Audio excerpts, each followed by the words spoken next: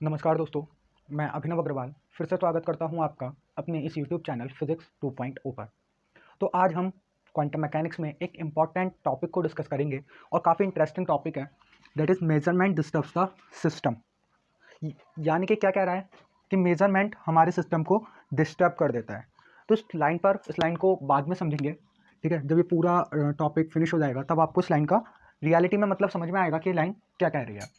तो just suppose हमारे पास एक वेव फंक्शन है साई एक्स, ठीक। तो वेव फंक्शन आपको क्या बताता है? अगर मैं कहूँ साई एक्स टी, तो वेव फंक्शन आपको क्या बताता है?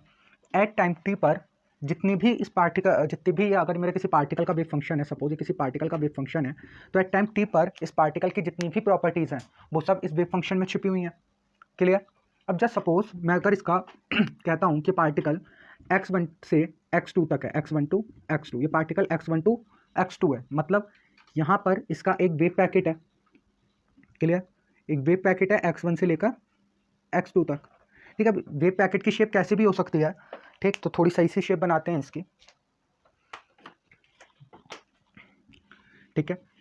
इसके लिए आप रेफर कर सकते हैं, मैं रेफर कर रहा हूँ H.C. वर्मा सर की क्वांटम मैकेनिक्स, ठीक। अगर आपको ये बुक चाहिए, ठीक, तो मैं नीचे लिंक दे दूंगा, आप वहाँ से जाके पढ़ सकते हैं इसे, ठीक।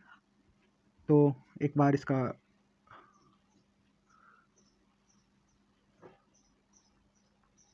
ठीक, ये हमारा x1 से लेकर x2 तक एक वेव पैकेट हो गया, ठीक,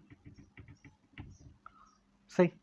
अब मेरा जो फंक्शन क्या बताता है, अगर मेरा फंक्शन x1 से x2 तक है, तो मतलब क्या बता रहा है कि मेरा पार्टिकल x1 से लेकर x2 तक होगा, यानी पार्टिकल के पाए जाने की प्रोबेबिलिटी x1 से x2 तक होगी, ठीक। पर मैं ये नहीं कह सकता कि मेरा पार्टिकल इस पोजीशन में होगा, इस पोजीशन में होगा या इस पोजीशन में होगा। इस रिजल्ट के लिए मुझे क्या करने पड़ेंगे? एक्सपेरिमेंट्स करने पड़ेंगे। क्लियर?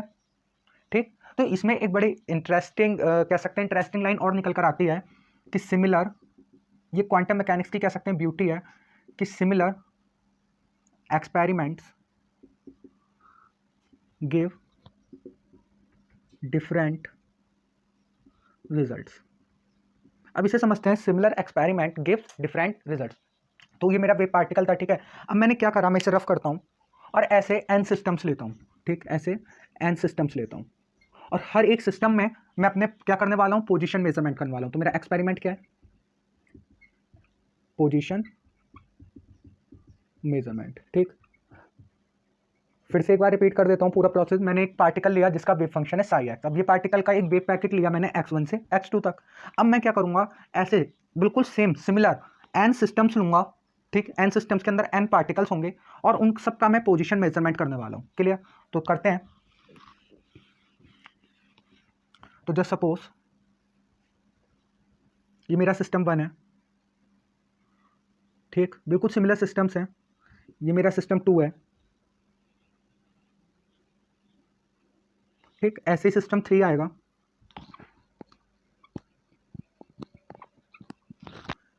ठीक। और ऐसे ही करते करते हम n सिस्टम्स तक चले जाएंगे। क्लियर? तो हमने देखा कि हम एक्सपेरिमेंट कर रहे थे, ये हमारा सिस्टम 1 है, ये सिस्टम 2 है, ये सिस्टम 3 है, और ऐसे ही हम अपने और डिफरेंट सिस्टम्स के लिए एक्सपेरिमेंट करेंगे। तो जब मैंने यहाँ पे ये सिस्टम में अपना एक्सपेरिमेंट परफॉर्म करा, तो मैं देखता हूँ ये जो मेरा ये वेव फंक्शन था, जैसे ही मैंने मेजरमेंट करा मुझे मेरा पार्टिकल यहाँ पर मिला x1 पर। जैसे ही मैंने यहाँ पे मेजरमेंट करा मुझे पार्टिकल यहाँ मिला x2 पर। जैसे ही मैंने सिस्टम में मेजरमेंट करा मुझे पार्टिकल यहाँ मिला x3 पर, ठीक। ये क्या है? ये डिराक डेल्टा फंक्शन है। ये मैं आपको अपने कोर्स में आगे बताऊंगा, ठीक है। डिराक डेल्टा फंक्शन क्या होता है? ये पोजीशन का आइगन फंक्शन होता है। अब आइगन फंक्शंस क्या होते हैं? कह सकते हैं पोजीशन का आइगन फंक्शन होता है। तो आइगन फंक्शन हम अपने आगे कोर्सेज में डिस्कस करेंगे, बस अभी आप जस्ट समझने की कोशिश करो। आप ऐसे समझ सकते हो कि पहले इसका वेव फंक्शन ये था, मुझे नहीं पता यहाँ पे क्या है, x1 से x2 तक पार्टिकल के पाए जाने की ये प्रोबेबिलिटी है। मैं यहाँ पे नहीं कह सकता कि मेरा पार्टिकल किस पोजीशन में होगा, मैं यहाँ नहीं बता सकता पार्टिकल कहाँ है, मैं ये नहीं बता सकता पार्टिकल कहाँ है। मैं इस मेजरमेंट से पहले नहीं बता सकता था कि पार्टिकल x1 में होगा, पार्टिकल x2 में होगा या पार्टिकल x3 में होगा, पार्टिकल किस में होगा। पर जैसे ही मैंने मेजरमेंट करा तो मुझे क्या रिजल्ट मिला? फर्स्ट मेजरमेंट पर ये, सेकंड मेजरमेंट पर ये, थर्ड मेजरमेंट पर ये। मतलब कि मेरी कंडीशंस सेम थी, मैंने अपनी कंडीशन में कोई भी चेंज नहीं करा, सेम लेबोरेटरी में टेम्परेचर वगैरह सब कुछ सेम था, पर मुझे जो रिजल्ट्स मिले वो रिजल्ट्स अलग अलग थे। तो क्वांटम मैकेनिक्स की यही ब्यूटी है, किस पे डिपेंड करती है पूरी कहानी, किस पे चलती है, प्रोबेबिलिटीज पर। हो सकता है यहाँ पे पार्टिकल की प्रोबेबिलिटी सबसे ज़्यादा हो, पर जरूरी नहीं है कि रिजल्ट आप एक्सपेरिमेंट करेंगे तो 100% आपको यहीं पर ही पार्टिकल मिल जाएगा। ठीक, कहीं ना कहीं जब मैं यूज़ करता हूँ 100%, तो वही वो ही शब्द 100% ही कहीं ना कहीं आइगन फंक्शन से जाके हमारा रिलेट करता है। तो आई होप आपको समझ में आ रहा होगा कि मेरे सिमिलर एक्सपेरिमेंट्स जो हैं वो डिफरेंट रिजल्ट्स कैसे दे रहे हैं। अच्छा, अब एक्सपेरिमेंट करने से पहले या मेजरमेंट करने से पहले मेरा पार्टिकल था वो इस सिस्टम में तो था नहीं ना, मेरा सिस्टम ये था। मेजरमेंट करते ही मेरा सिस्टम यहाँ से क्या हो गया, ये कन्वर्ट हो गया। क्लियर, मेजरमेंट करते ही मेरा सिस्टम यहाँ से इसमें कन्वर्ट हो गया, तो वो ही तो मैंने लिखा है, मेजरमेंट डिस्टर्ब्स द सिस्टम। यानी कि मेजरमेंट करते ही हम क्या करते हैं, अपने सिस्टम को डिस्टर्ब कर देते हैं। क्लियर, इतनी बात समझ में आई। तो मैं इसे किस फॉर्म में एक्सपेंड कर सकता हूं। अगर आपने मेरा सेकंड लेक्चर देखा है तो मैंने आपको बताया था कि किसी सिस्टम की बेसिस में हम किसी सिस्टम की बेसिस में हम उस सिस्टम के वेव फंक्शन को एक्सपेंड कर सकते हैं। क्लियर, तो यहां पर मैं इस वेव फंक्शन साई एक्स को एक्सपेंड कर सकता हूं डिराक डेल्टा फंक्शंस में, डिराक डेल्टा फंक्शन की बेसिस में। इतनी बात समझ में आ रही है कैसे, तो उसे मैं रफ करता हूं। जस्ट देखना,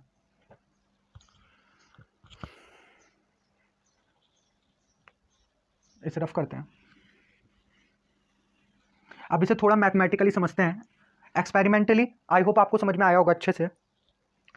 तो साई एक्स को मैं क्या लिख सकता हूं, -∞ to ∞। ठीक,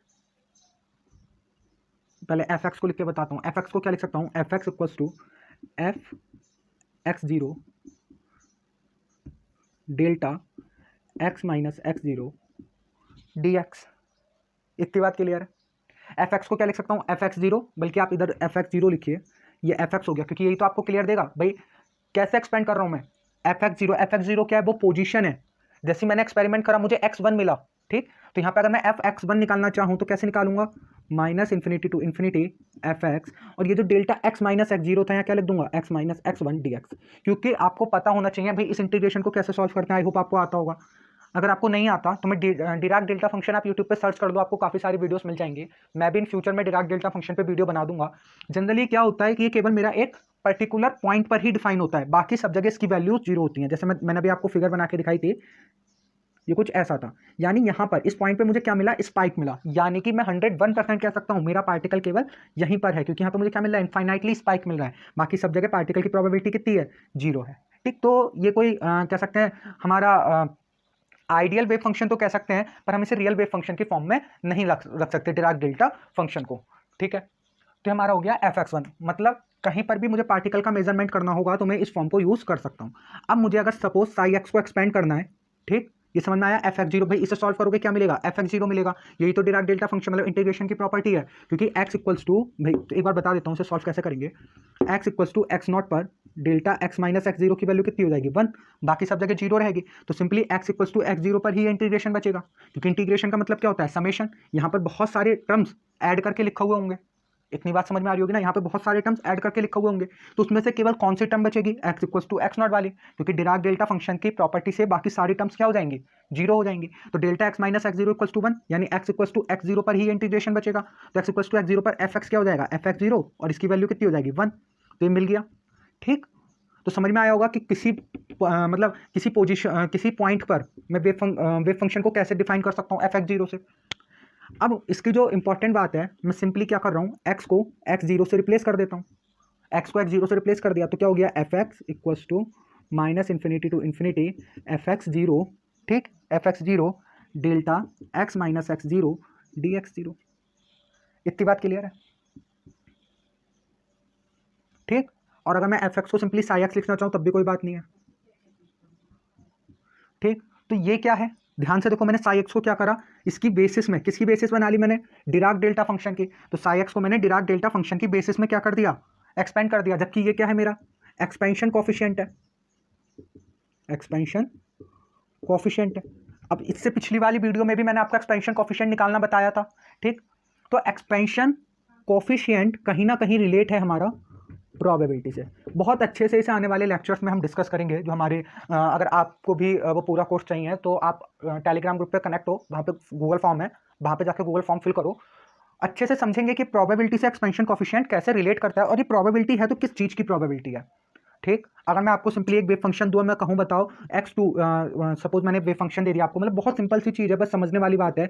मैंने इसे एक्सपेंड करा a1 x0 में, a2 x1 में, ठीक, a3 x3 में। अब मैं आपसे पूछता हूँ प्रोबेबिलिटी इन x3, या मैं कहता हूँ इस पर मैं एनर्जी मेजरमेंट कर रहा हूँ, तो x3 की एनर्जी बताओ। तो इस टाइप के क्वेश्चन जैम में आते हैं, और इस टाइप के क्वेश्चन को फील करना बहुत जरूरी है। एक तो तरीका हो गया, आप मैथमेटिकल मेथड बता दूं मैं आपको, जो जनरली सब लोग बता देते हैं, पर इसे फील करना जरूरी है। तभी मैं आपके लिए लेकर आया मेजरमेंट डिस्कस द सिस्टम। आखिर में इसे इस फॉर्म में लिख कैसे पा रहा हूँ, जो मैंने आपको बताया था। एक बार फिर से मैं वापस आता हूँ अपनी बात पर, क्योंकि चीज़ों को समझना बहुत जरूरी है। ये मैंने स्टेट x1 बताई थी, बहुत ध्यान से समझना। ये मैंने स्टेट x2 बताई थी, ये मैंने स्टेट x3 बताई थी, सारी स्टेट्स हैं।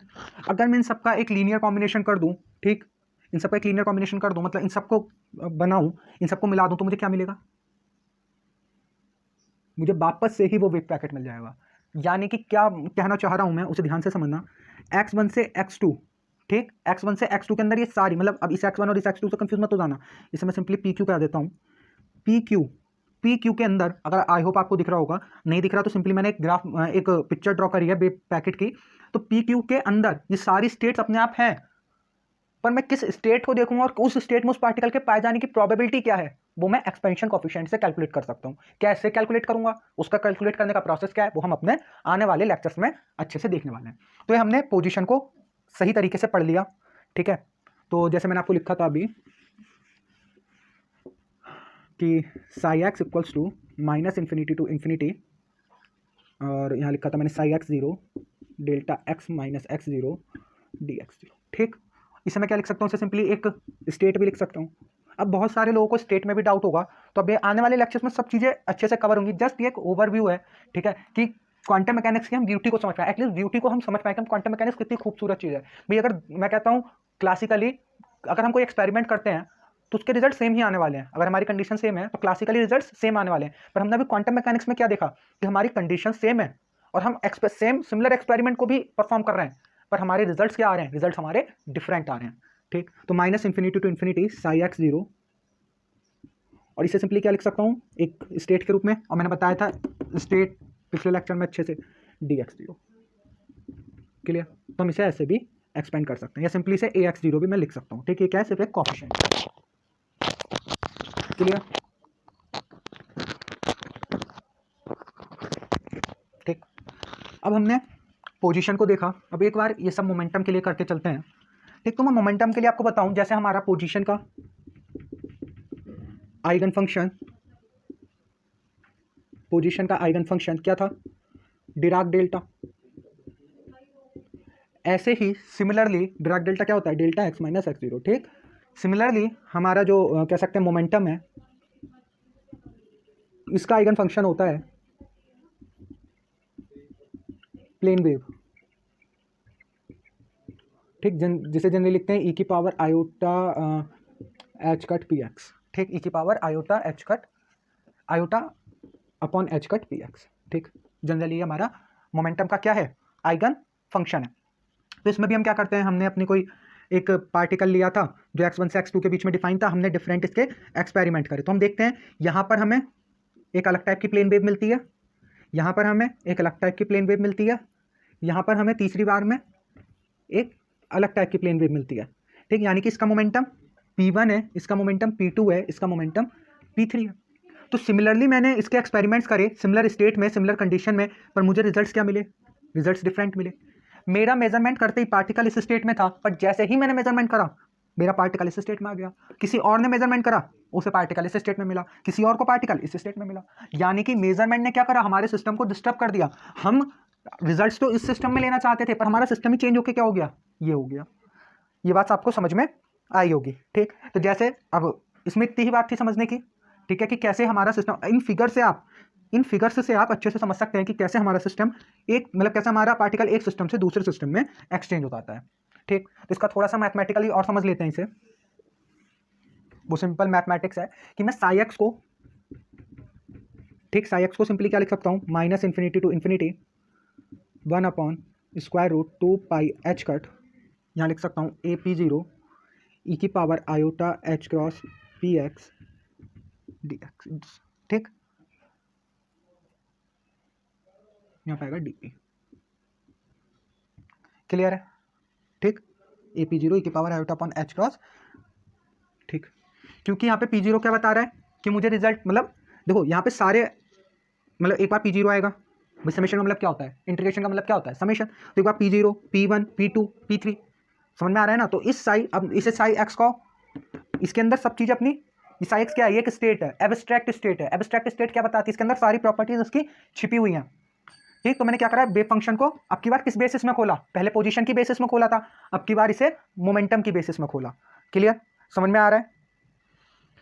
ठीक, जनरली ध्यान रखना, ये जो है ना, जैसे मैंने एक प्लेन वेव बनाई, इसे ध्यान रखना, जो मैंने प्लेन वेव बनाई, ये हमारा रियलिस्टिक वेव फंक्शन नहीं है। अब ये रियलिस्टिक वेव फंक्शन क्यों नहीं है, इसे जरा सोचना, और अगर समझ में आए तो नीचे कमेंट करना। ठीक, वरना आगे के लेक्चर्स में हम इसे डिस्कस करेंगे कि रियलिस्टिक वेव फंक्शन क्यों नहीं है।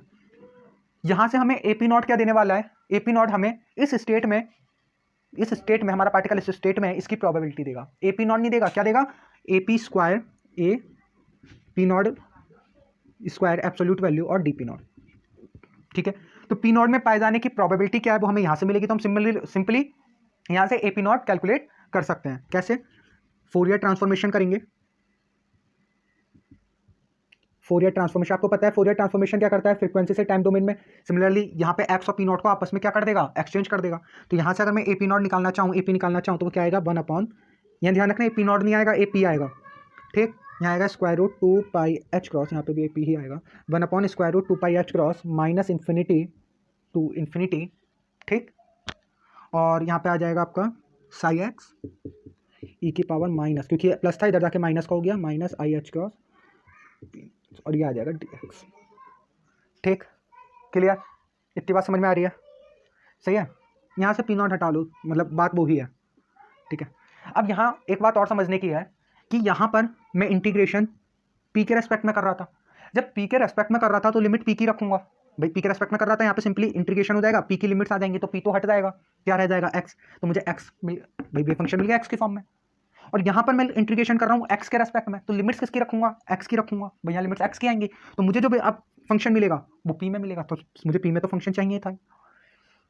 तो आई होप आपको समझ में आया होगा कि कैसे मेजरमेंट सिस्टम को डिस्टर्ब कर देता है, कैसे हमने सीखा, कैसे हमने जाना, हमने क्या करा, एक सिंपली वेव पैकेट लिया और उसके डिफरेंट एक्सपेरिमेंट करके देखे। तो जनरली आप किसी से पूछो कि मैं यहाँ पर, जैसे सपोज क्लासिकल मैकेनिक्स में क्या होता है, मैं पेंडुलम का अगर सपोज टाइम पीरियड ले रहा हूँ, तो अगर मेरी कंडीशन सेम है तो थ्रू आउट द, मैं यहाँ लूँ, वहाँ लूँ, मैं किसी भी पॉइंट पर लूँ, पेंडुलम का टाइम पीरियड सेम आएगा। पर क्वांटम वर्ल्ड में क्या होता है, हमारे जो एक्सपेरिमेंट्स हैं, ठीक है, सेम एक्सपेरिमेंट्स के भी डिफरेंट रिजल्ट्स आ सकते हैं। तो है ना, है कितनी बढ़िया बात। तो नीचे कमेंट सेक्शन में एक बात जरूर बताना कि आपको ये कैसा लगा कि मेजरमेंट डिस्टर्ब द सिस्टम। और एक चीज़ हमने और सीखी कि हमारे जो आइडेंटिकल रिजल्ट्स हैं, मतलब सॉरी आइडेंटिकल एक्सपेरिमेंट्स हैं, वो हमें डिफरेंट रिजल्ट्स देते हैं। जो मैंने अभी आपको पेंडुलम का केस बताया कि पेंडुलम के केस में क्या करा हमने लैब के डिफरेंट कॉर्नर्स में जाके अगर हम टाइम पीरियड लेते हैं तो वो क्लासिकल मैकेनिक्स है, वहाँ तो रिजल्ट सेम आते हैं। पर क्वांटम मैकेनिकली हमने क्या करा, एक वेव फंक्शन उठाया, उसकी पोजीशन मेजरमेंट करी, उसका मोमेंटम मेजरमेंट करा, पर हर जगह पोजीशन मोमेंटम अलग अलग आ रहा था। और ये किस बात पर डिपेंड करता है, उसकी प्रोबेबिलिटी पर डिपेंड करता है। तो क्वांटम मैकेनिक्स में पूरी कहानी किसकी है, प्रोबेबिलिटी की है। तो इस लेक्चर में इतना ही। हमारा थर्ड लेक्चर कल आने वाला है जिसमें हम लोग ऑपरेटर्स को समझने वाले हैं, अच्छे से समझेंगे ऑपरेटर्स के बारे में। ऑपरेटर फॉर्मुलिज्म स्टार्ट कर दिया और वहाँ से ही क्वेश्चंस सबसे ज़्यादा आते हैं। ये लेक्चर एक ओवरव्यू था क्वांटम मैकेनिक्स की ब्यूटी को समझाने के लिए कि क्वांटम मैकेनिक्स कितना एक खूबसूरत सब्जेक्ट है, खूबसूरत फिजिक्स की ब्रांच है। तो आज के लेक्चर में बस इतना ही। आपको लेक्चर कैसा लगा बताएं, और अगर ये लेक्चर अच्छा लगा तो इसे लाइक करें, चैनल को सब्सक्राइब करें और अपने दोस्तों के साथ भी नॉलेज को शेयर करते रहें। और एक इंपॉर्टेंट बात, अपनी तैयारी करते रहें, रुके नहीं, पढ़ते रहें। धन्यवाद।